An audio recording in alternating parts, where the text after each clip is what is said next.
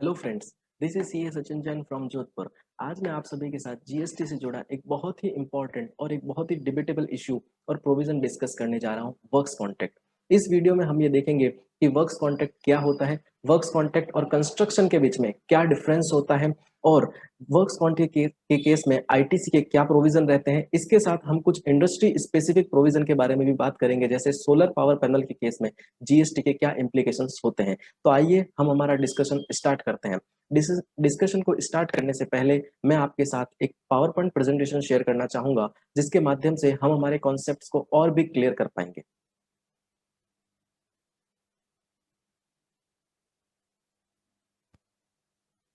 सबसे पहले हम ये देखते हैं कि वर्क्स कॉन्ट्रैक्ट होता क्या है।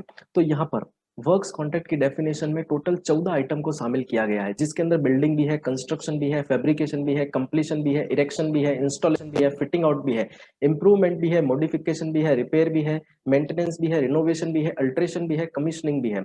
अगर हम इसकी डेफिनेशन को ध्यान से देखें तो वहां पर लिखा हुआ है इमूवेबल प्रॉपर्टी, मतलब वर्क्स कॉन्ट्रैक्ट केवल इमूवेबल प्रॉपर्टी के केस में ही एप्लीकेबल होगा, मूवेबल प्रॉपर्टी के केस में ये एप्लीकेबल नहीं होगा। इसी के साथ यहाँ पर लिखा हुआ है transfer of property in any goods होना चाहिए। अब यहाँ पर वर्क्स कॉन्ट्रैक्ट की डेफिनेशन में एक टर्म्स और काम में ले रखी है, वो है कंस्ट्रक्शन। मतलब वर्क्स कॉन्ट्रैक्ट वाइडर टर्म हो गया और कंस्ट्रक्शन वर्क्स कॉन्ट्रैक्ट का ही पार्ट माना जाता है। अब यहाँ पर हम ये देखते हैं कि वर्क्स कॉन्ट्रैक्ट का प्री जीएसटी में क्या इंप्लीकेशन था और पोस्ट जीएसटी में क्या इंप्लीकेशन है। तो प्री जीएसटी के अंदर जो इमूवेबल और मूवेबल प्रॉपर्टी दोनों के केस में वर्क्स कॉन्ट्रैक्ट के प्रोविजन एप्लीकेबल हो सकते थे, मतलब इमूवेबल और मूवेबल प्रॉपर्टी दोनों को ही वर्क्स कॉन्ट्रैक्ट माना जा सकता था। लेकिन पोस्ट जीएसटी में केवल जो अपनी इमूवेबल प्रॉपर्टी है उसको ही वर्क्स कॉन्ट्रैक्ट माना जाएगा। अब यहाँ पर बात ये आती है कि कंस्ट्रक्शन और वर्क्स कॉन्ट्रैक्ट में क्या डिफरेंस होता है। तो जब हम कंस्ट्रक्शन की डेफिनेशन को देखते हैं तो उसमें ये लिखा हुआ है कि कंस्ट्रक्शन के अंदर रिकंस्ट्रक्शन, रिनोवेशन, अल्ट्रेशन, रिपेयर इन सबको शामिल किया गया है। लेकिन जो ये रिपेयर है, रिनोवेशन है, अल्ट्रेशन है, रिकंस्ट्रक्शन है, वो किसका होना चाहिए? इमूवेबल प्रॉपर्टी का। मूवेबल प्रॉपर्टी के अंदर अगर अपन कुछ भी अल्ट्रेशन करवाते हैं तो उसे कंस्ट्रक्शन की डेफिनेशन में शामिल नहीं किया जाएगा। और जबकि वर्क्स कॉन्ट्रैक्ट की डेफिनेशन देखें तो वहां पर कंस्ट्रक्शन को इंक्लूड किया गया है। तो कंक्लूसिवली हम ये कह सकते हैं कि वर्क्स कॉन्ट्रैक्ट वाइडर टर्म है और उसका एक पार्ट है कंस्ट्रक्शन। अब हम एक एग्जांपल लेते हैं जिसके माध्यम से हम ये समझते हैं कि मूवेबल प्रॉपर्टी के केस में क्या प्रोविजंस एप्लीकेबल होंगे, मूवेबल प्रॉपर्टी की अगर अपन कुछ रिपेयर करवाते हैं तो उस केस में क्या प्रोविजन होंगे। इस कॉन्सेप्ट को समझने से पहले मैं इमूवेबल प्रॉपर्टी से रिलेटेड एक एग्जांपल आपके साथ शेयर करना चाहूंगा। जैसे कि मैं एक कॉन्ट्रैक्टर हूं, मैंने एक कंस्ट्रक्शन का कॉन्ट्रैक्ट लिया 100 करोड़ रुपए में।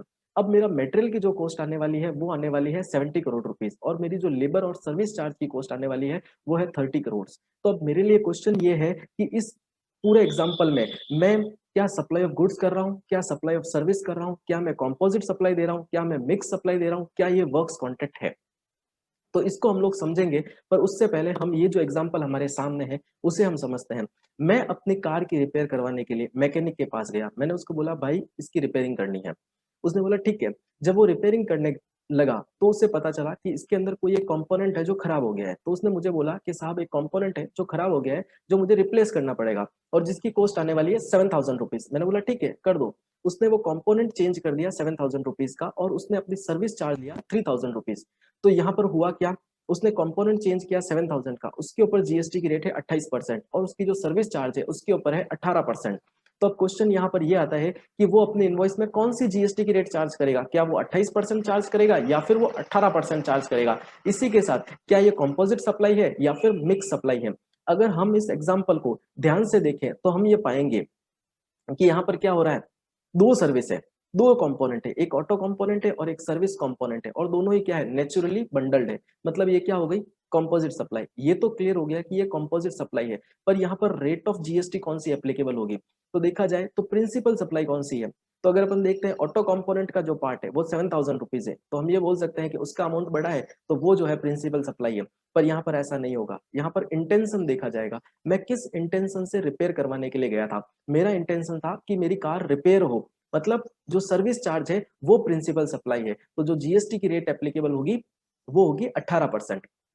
अब यहाँ पर एक क्वेश्चन ये भी आता है कि क्या मैं दो सेपरेट इनवॉइस उससे बनवा सकता हूँ क्या। मैं उसको बोल दूं कि ऑटो कंपोनेंट की एक अलग इनवॉइस बनवा दे और जो सर्विस पार्ट है उसकी एक अलग इनवॉइस बना दे, तो जो ऑटो कंपोनेंट है उसके ऊपर तो 28% जीएसटी चार्ज कर दे और जो सर्विस कंपोनेंट है उस पर 18% चार्ज कर दे। क्या ये पॉसिबल है क्या?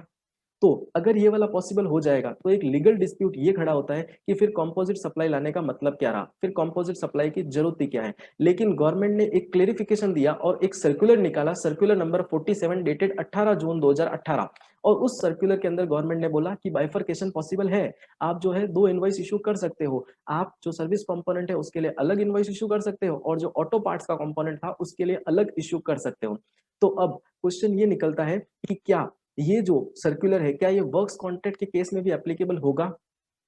तो ऐसा नहीं होगा, क्योंकि schedule second of CGST act का पैरा 6 ये बोलता है कि वर्क्स कॉन्ट्रैक्ट को हमेशा सप्लाई ऑफ सर्विस ही माना जाएगा। जब उन्होंने प्रोविजन में ही ये डाल दिया, जब उन्होंने शेड्यूल 2 ऑफ सीजीएसटी एक्ट में ही ये लिख दिया, तो उस केस में सर्कुलर का इस पे कोई इफेक्ट नहीं आएगा। मतलब सर्कुलर केवल मूवेबल प्रॉपर्टी के केस में एप्लीकेबल होगा, वो वर्क्स कॉन्ट्रैक्ट के केस में एप्लीकेबल नहीं होगा। वर्क्स कॉन्ट्रैक्ट के केस में उसे सप्लाई ऑफ सर्विस ही माना जाएगा।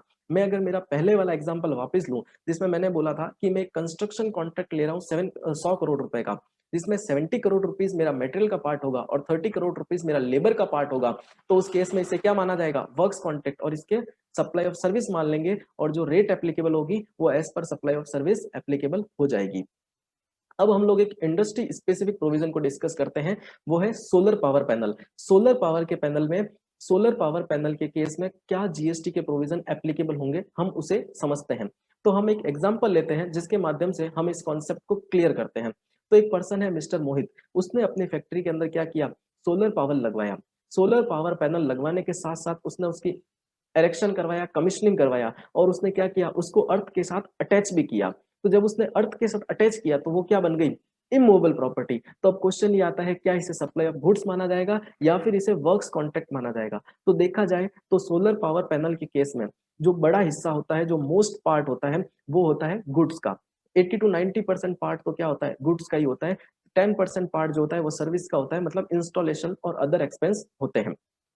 तो यहाँ पर अब ये समझना है कि क्या ये सप्लाई ऑफ गुड्स है या फिर ये कंपोजिट सप्लाई है या फिर ये इमूवेबल प्रॉपर्टी का कंस्ट्रक्शन है, मतलब वर्क्स कॉन्ट्रैक्ट है। तो इसके लिए डबल ए आर अथॉरिटी ने भी, दो डबल ए आर अथॉरिटी ने अलग अलग डिसीजन दिए। एक डबल ए आर अथॉरिटी ये बोलती है कि ये कंपोजिट सप्लाई है और इसके ऊपर जो है 5% जीएसटी की रेट एप्लीकेबल होनी चाहिए, जबकि दूसरी डबल ए आर अथॉरिटी ये बोलती है कि ये एक वर्क्स कॉन्ट्रैक्ट है और इसके ऊपर 18% जीएसटी चार्ज होना चाहिए। तो जब डबल ए आर अथॉरिटी ने अलग अलग डिसीजन दे दिए तो उसके बाद 31st जीएसटी काउंसिल मीटिंग जो कि 2 दिसंबर 2018 को हुई थी, उसके अंदर गवर्नमेंट ने खुद ने ही एक डीमिंग प्रोविजन ऐड कर दिया और उस डीमिंग प्रोविजन को गवर्नमेंट ने प्रोस्पेक्टिव बेसिस से 1 जनवरी 2019 से एप्लीकेबल कर उसमें कहा कि यहाँ पर जो पोर्शन है वो हम डिसाइड करते हैं सोलर पावर पैनल के केस में 70% पोर्शन जो है वो आपका सप्लाई ऑफ गुड्स माना जाएगा, जबकि 30% पोर्शन जो है वो आपका सप्लाई ऑफ सर्विस माना जाएगा। तो ये वाला प्रोविजन जब एप्लीकेबल हो जाता है तब वहां पर पुराने किसी भी प्रोविजन को देखने की आवश्यकता नहीं पड़ती है। मतलब गवर्नमेंट ने जीएसटी काउंसिल मीटिंग के अंदर ये प्रोविजन एड ऑन कर दिया और ये डीमिंग प्रोविजन एप्लीकेबल भी कर दिया प्रोस्पेक्टिव बेसिस पे। अब यहाँ पर क्वेश्चन ये निकलता है कि क्या अगर जो पोर्शन है गवर्नमेंट ने जो डिसाइड किया है 70%, मान लो मेरा जो सोलर पावर पैनल लग रहा है उसमें अगर 80% या फिर 90% पार्ट गुड्स का होगा तो क्या होगा? तो उस केस में कोई भी क्लेरिफिकेशन यहाँ पर नहीं है। गवर्नमेंट ने जो प्रोविजन निकाला है उस प्रोविजन में उन्होंने 70% डिसाइड कर दिया है, मतलब अपने को जो बिलिंग करवानी है वो 2 सेपरेट बिलिंग होगी, 70% जो है गुड्स के लिए और 30% सर्विस के लिए। अब एक और इंपॉर्टेंट एग्जांपल मैं आपके साथ शेयर करना चाहता हूं कि मैंने मेरे ऑफिस का रिपेयर करवाया और अगर मैंने उस खर्चे को कैपिटलाइज्ड किया है तो उसकी इनपुट मुझे अलाउड नहीं होगी, जबकि अगर मैंने उस एक्सपेंस को रेवेन्यू नेचर में डाला है, उसको कैपिटलाइज नहीं किया है, तो उस केस में मैं उसकी इनपुट टैक्स क्रेडिट को क्लेम कर पाऊंगा।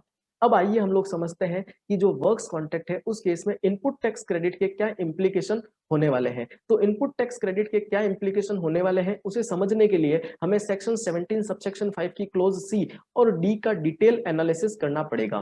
तो सबसे पहले हम लोग स्टार्ट करते हैं सेक्शन 17 सबसेक्शन 5 की क्लोज सी से। क्लोज सी ये बोलता है कि works contract service when supplied for construction of immovable property other than plant and machinery except where it is an input service for further supply of works contract service। मतलब जब आप कोई भी works contract service दे रहे हो किसके लिए? Construction of immovable property के लिए, तो उस केस में आपको आईटीसी अलाउड नहीं होगी। लेकिन अगर वो प्लांट एंड मशीनरी के केस में है तो आपको आईटीसी अलाउड हो जाएगी। और यहाँ पर यह भी लिखा हुआ है कि अगर आप उस वर्क्स कॉन्ट्रैक्ट सर्विस को फर्दर सप्लाई करते हैं तो उस केस में भी आपको इनपुट मिल जाएगी।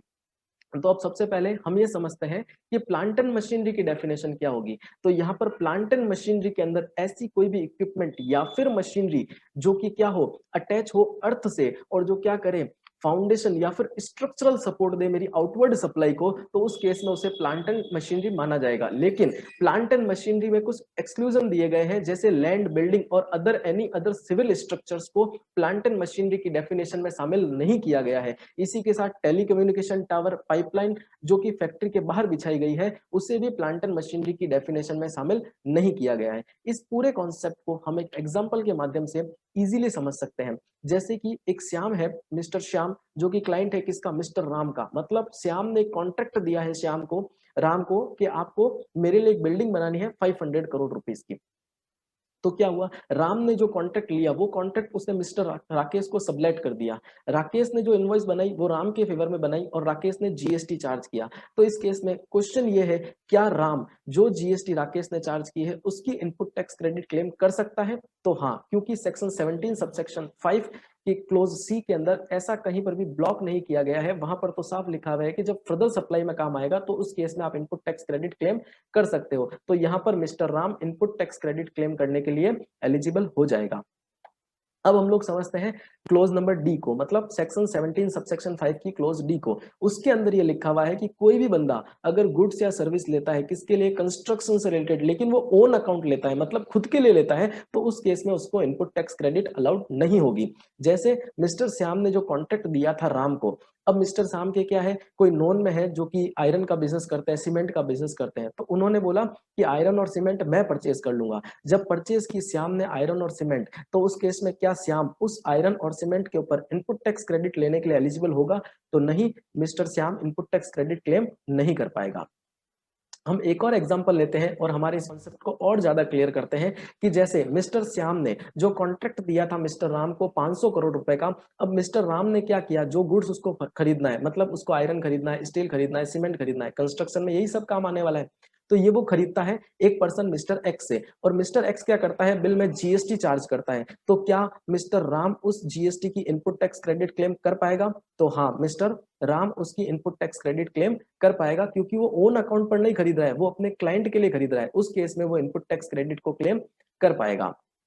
तो इस तरह से इस पूरे वीडियो में हमने वर्क्स कॉन्ट्रैक्ट क्या होता है, वर्क्स कॉन्ट्रैक्ट और कंस्ट्रक्शन के बीच में क्या डिफरेंस होता है, और इंडस्ट्री स्पेसिफिक एग्जांपल और उसका प्रोविजन जैसे सोलर पावर पैनल और जो ब्लॉक्ड क्रेडिट सेक्शन 17 सबसेक्शन 5 की क्लोज सी और डी को बहुत अच्छे से समझा। बहुत सारे एग्जाम्पल के माध्यम से हमने हमारे कॉन्सेप्ट को भी क्लियर किया। इसी तरह से अन्य वीडियो देखने के लिए आप हमारे इस चैनल को सब्सक्राइब करें, बेल आइकन को प्रेस करें ताकि कोई भी नया वीडियो सीधा आप तक पहुंच सके। Thank you, stay connected, stay safe.